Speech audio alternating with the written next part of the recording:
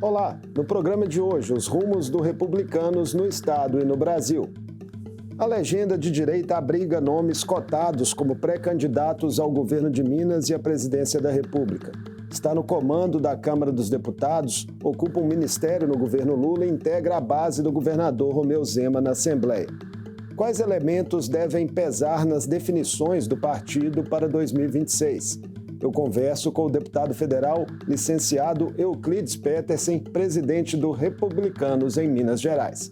Bem-vindo, deputado Euclides, um prazer recebê-lo no Mundo Político. Prazer todo meu, Marco, estar aqui no jornal Mundo Político para a gente estar contribuindo aqui com as informações necessárias. Alegria nossa em recebê-lo. O senhor se licenciou, deputado Euclides, desse seu segundo mandato de deputado federal em fevereiro desse ano, para se dedicar aí à preparação do Republicanos para as eleições de 2026, após um bom resultado que o partido conseguiu em 2024 nas eleições municipais, dobrando aí o número de prefeituras, saltou de 41 para 83. O que pesou nessa decisão de um novo afastamento temporário do senhor, da Câmara, considerando que ainda restava aí mais de um ano e meio para o próximo pleito? O que é bom repete, Eu fiz essa mesma estratégia na questão da elaboração das nossas comissões provisórias na eleição municipal, no qual nós tivemos um resultado muito importante, tanto dobrando o número de prefeitos, aumentamos o número de vice-prefeitos, de vereadores, vereadoras e vice-prefeitas e prefeitas. Então, assim, nós estamos buscando, dedicando totalmente ao crescimento do partido, um crescimento considerável, um crescimento histórico para os republicanos, uma vez que nós não crescemos só os prefeitos, vices e vereadores, mas também o número de deputados estaduais, deputados federais, e contamos também com o senador da República hoje, mineiro, que é o Cleitinho. Esse afastamento da Câmara tem data para terminar, O senhor já vai estar de volta. São 4 meses o afastamento. Hoje quem está lá no meu lugar é a Kátia, que é de Juiz de Fora, minha suplente, e está desempenhando um trabalho muito importante. Irmã do deputado estadual Noraldino Júnior, Do qual eu mando um abraço especial ao deputado estadual Noraldino. E a Kátia está desempenhando um trabalho muito importante, com responsabilidade, representando todos os mineiros no que tange nossos eleitores de centro-direita. Então, estamos muito bem representados. Falando na preparação para 2026, vamos começar por Minas Gerais. A legenda tem o senador Cleitinho Azevedo ostentando a liderança das pesquisas para o governo já divulgadas. Quais são as chances, deputado Euclides, dessa candidatura efetivamente se materializar? O Cleitinho, nós começamos um projeto lá atrás, quando ele era deputado estadual aqui na Assembleia e teve uma projeção de ser candidato a senador. E aí nós buscamos um trabalho que ele pudesse ser candidato e mantivesse aquela popularidade no meio também da eleição. Esse é a nossa prioridade, a gente ter o Cleitinho como nosso pré-candidato a governador pelo estado de Minas Gerais, mas a gente buscar diversos apoiadores, alianças partidárias, parlamentares a nível deputado estadual, deputados federais. Esse trabalho já está sendo feito, então, de articulações até de possíveis alianças partidárias? Fazendo esse trabalho, assim, incansavelmente, para a gente conseguir trazer outros aliados que também são de centro-direita. Nós temos aqui diversos partidos, como o PL, que é um partido de direita, temos aqui o próprio Novo, que terá o seu sucessor. Eu acredito que o governador está buscando fazer o seu sucessor, mas a gente faz um trabalho em conjunto para a gente não dividir, e sim buscar o melhor nome, não só que tenha a melhor capilaridade política, mas também que tenha possibilidade de gestão e de união. O senador tem um estilo bastante peculiar de atuação, sem papas na língua, que rende aí um forte engajamento nas redes, mas também muitas críticas de quem não gosta. O próprio governador Romeu Zema já se referiu ao senador Cleitinho com certa ironia como um ótimo apontador de problemas. Em uma disputa majoritária para cargo executivo, esse perfil do senador teria de ser calibrado? Qual a visão que o senhor tem? O Cleitinho ele faz um trabalho hoje a nível legislativo, que realmente é apontar os problemas, Ele tem que ter esse compromisso com a população do qual ele foi eleito, de legislar, fiscalizar, que é apontar, e também buscar a solução. Eu acredito que ele mudaria, não por ele, mas sim o mandato, né? Porque se ele for eleito num cargo de governador de Minas Gerais, ele vai estar mais preparado, porque da mesma forma que ele apontou esses problemas, ele vai buscar essas soluções da maneira correta, da maneira que ele pensa que pode solucionar aqueles apontamentos. Então, sim, eu acho que ele está fazendo um trabalho correto, e não é só a minha opinião, mas também da população mineira. Prova essas são os resultados das pesquisas. Às vezes faz vídeos em que elogia medidas do governo Lula, depois volta a criticar, né? Tem essa nuance o bom também, o bom do Cleitinho é que ele é uma pessoa assim, ele fica do lado do povo. Se o projeto ele não é aquela oposição que, porque eu sou republicano, eu sou Bolsonaro, eu vou contra os projetos do Lula. Não. Se o Lula mandar um projeto que vem de encontro à vontade popular, ele não tem dificuldade nenhuma em defender, subir na tribuna, explicar o porquê e de ser favorável. O senhor cita aí, né, a proximidade do senador que é conhecida com Bolsonaro, e já se especulou que o PL gostaria de ter também o Cleitinho entre seus filiados. Os republicanos hoje têm segurança de que o senador se mantém na legenda? Eu posso falar com propriedade, como presidente estadual do Republicanos, e também parceiro do Cleitinho. Eu como deputado federal, ele como senador, e também eu falo aqui em nome do Marcos Pereira, o presidente nacional, do qual nós tivemos várias conversas. O Cleitinho está muito à vontade no Republicanos, nós estamos buscando esse crescimento, ele está nos ajudando e muito, ajudou na inclusão desses prefeitos para disputarem a eleição nas eleições municipais, e está nos ajudando agora também com a projeção do nome dele para ser candidato a governador. Então, assim, a gente está muito à vontade. É claro que a gente não manda no Cleitinho. Pelo contrário, a gente está ali por ser parceiro, por ter uma fidelidade, por acreditar nos projetos, por acreditar no jeito de fazer política igual o Cleitinho. E a gente está junto de mãos dadas para a gente garantir um futuro melhor para os mineiros. Zema já declarou, né, abertamente, como o senhor mesmo lembrou, a intenção de fazer do vice-governador Matheus Simões, do Novo, né, que deve assumir aí o comando do Estado em abril do ano que vem, o seu sucessor. E hoje os 4 deputados estaduais do Republicanos integram a base governista, né, aqui na Assembleia. Há espaço para uma composição já em primeiro turno entre Novo e Republicanos? Já tem até uma conversa entre os Republicanos, o Novo, também o PL. A gente está buscando fazer essa aliança até mesmo no primeiro turno, para que a gente não possa dividir.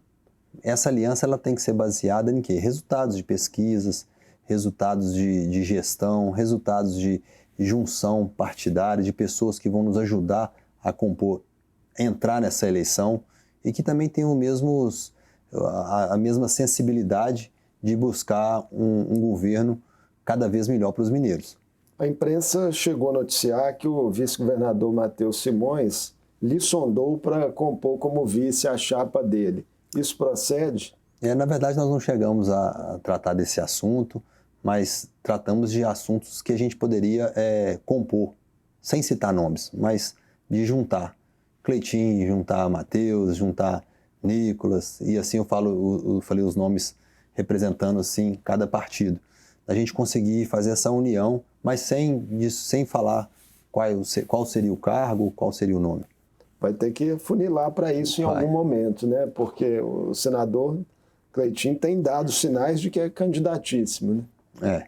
O Cleitinho, ele é uma pessoa assim que, em todas as entrevistas, ele busca sempre falar que se o povo continuar manifestando numa pesquisa que nem somos nós que estamos contratando, né? São os meios de comunicações, e nós estamos cada vez mais surpresos com tantas pessoas aderindo o nome dele para governador. Então nós estamos ouvindo, conversando, vamos participar, mas se tiver uma aclamação pública, por que não ele ser candidato a governador? Uma eventual divisão dessas forças de direita em Minas não poderia, de repente, beneficiar uma candidatura de centro-esquerda, né, que tem hoje o senador Rodrigo Pacheco, aí, esse campo tem o senador Rodrigo Pacheco como principal aposta para o pleito, né, ainda que ele também não se afirme candidato.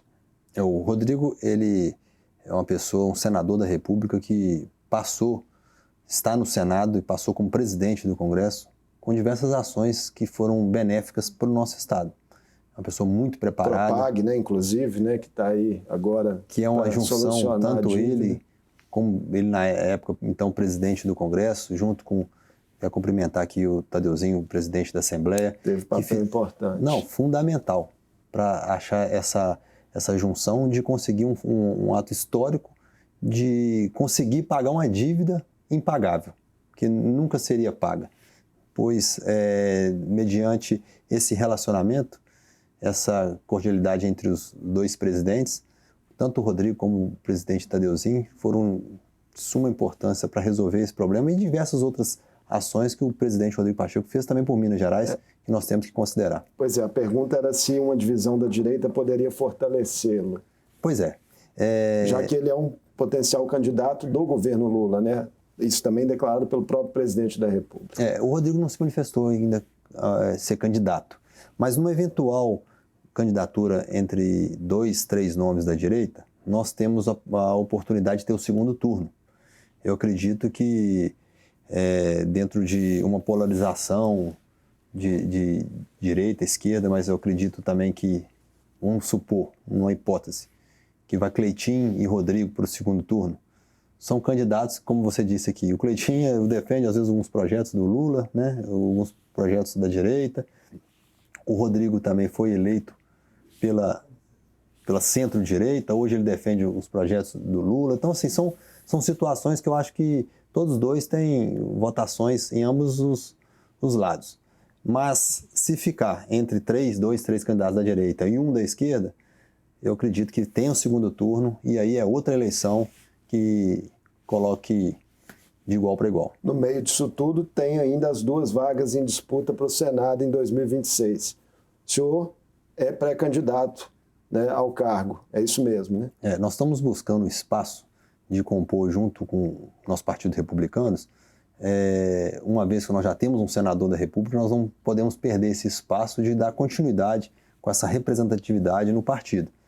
Então, nós temos diversos nomes no partido, eu sou um deles, e nós vamos afunilar isso aí via partido, via composições de outros partidos também, para a gente fazer uma campanha, não só a 1 ou 2 mãos, mas sim a várias mãos, para ver qual que é o melhor nome. Mas é um objetivo do senhor? É sim. Agora o plano nacional, deputado Euclides. O Republicanos ocupa hoje, né, o Ministério dos Portos e Aeroportos com o deputado Silvio Costa Filho, tem o presidente da Câmara, Hugo Mota, e o governador de São Paulo, Tarcísio de Freitas, sempre lembrado como um possível herdeiro do espólio político do ex-presidente Jair Bolsonaro. Ter ou não uma candidatura própria à presidência da República é algo que hoje divide os republicanos? Nós temos, eu como deputado federal, nas nossas reuniões, né, tanto na época o Hugo era nosso líder, hoje ele é presidente da Câmara, esse ministério do Portos e Aeroportos, ele foi uma decisão diretamente do Lula com o Silvinho. Né, o Silvinho sempre apoiou ele. Seria uma cota pessoal, uma cota digamos assim. Meio que pessoal, que nós não tivemos condição de opinar sobre a questão do próprio Silvinho assumir esse ministério, que está sendo muito bem representado. Conheço o Silvinho pessoalmente, um cara muito competente, está trabalhando, tenho certeza que está contribuindo muito para o governo atual. E a questão do Tarcísio, que era ministro do Bolsonaro, que pelo centro-direita ele foi candidato por São Paulo, ganhou a eleição, se manteve no Republicanos, até mesmo pelo posicionamento do Republicanos de centro-direita, e hoje é um nome, né, para disputar a eleição para presidente. É um cenário que, considerado tanto pela turma da extrema-direita, como também de a esquerda temer ele por ser um governador de São Paulo, ser uma pessoa Está bem avaliado lá, bem avaliado e que represente a extrema-direita e tem uma amizade próxima com o presidente Bolsonaro. Então, assim, a gente pode contar com esse nome, que, na verdade, ele tem mais um mandato, caso ele queira disputar a eleição e ele sendo eleito de governador de São Paulo, e vai ser uma decisão muito dele própria, eu acredito.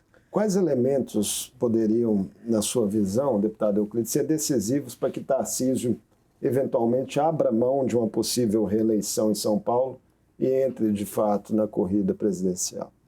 Eu acredito que se vier uma junção da direita, dos partidos centro-direita, entendendo que ele seria o melhor nome, eu acho que teria chance dele renunciar, né, ao governo de São Paulo para disputar a eleição como presidente. Mas uma união, né, partindo desde do ex-presidente Bolsonaro, com todos os partidos, para que ele possa ser realmente um candidato sem divisão, igual nós acabamos de conversar sobre a questão do estado de Minas. Vale mais ou menos a mesma lógica.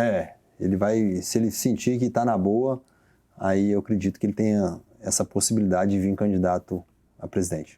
O presidente da Câmara, Hugo Mota, né, que chegou ao cargo aí com uma articulação, né, que os republicanos participou ativamente dela, decidiu essa semana adiar a votação, né, de um requerimento de urgência para o PL da anistia, que vem sendo defendido por setores da direita para beneficiar os condenados pelos ataques aos poderes de 8 de janeiro de 2023 e, eventualmente, também Bolsonaro e militares que se tornaram réus no STF.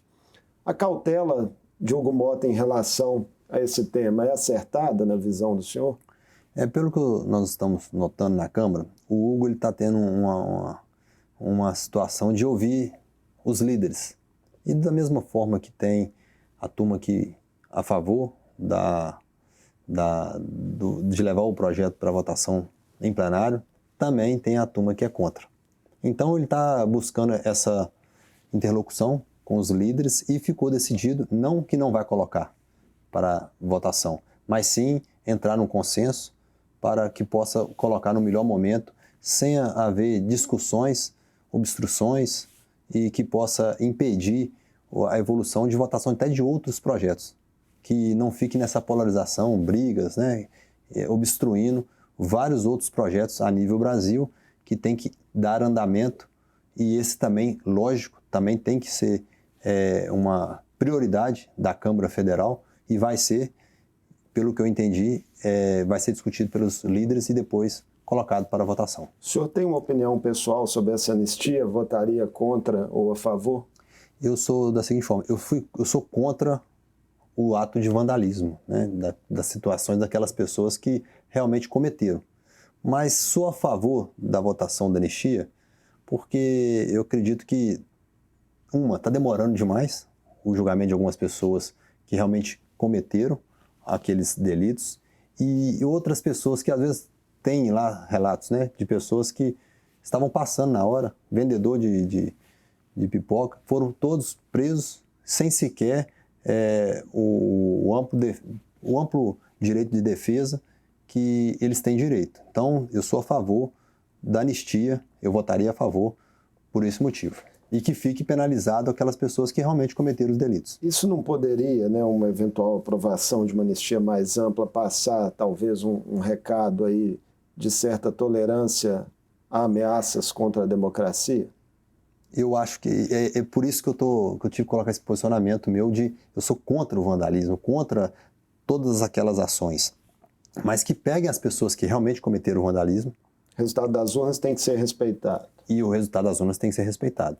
Mas tem pessoas ali o meu pensamento, que nós tínhamos que rever um projeto de lei de que aumentasse a pena para aquelas pessoas que cometeram os delitos e as pessoas que realmente não cometeram, que estão ali injustiçadas, essas pessoas têm que ter esse direito do perdão. E o núcleo político? Bolsonaro, generais, que estão na mira aí.